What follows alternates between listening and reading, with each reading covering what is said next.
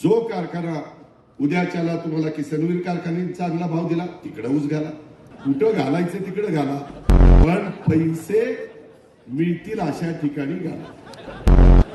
70,000 कोटीचा आरोप झाला. अरे म्हणलं ते 70,000 कोटीतले 100च कोटी मला दे, बाकी सगळे तू घेऊन जा. माझं 10 पिढ्या बसून खातील 100 कोटी. पण काय ते मला कोणी दाखवना कुठं पैसे तर काय पैसे. टीव्ही वाल्याचं फार अवघड झालं.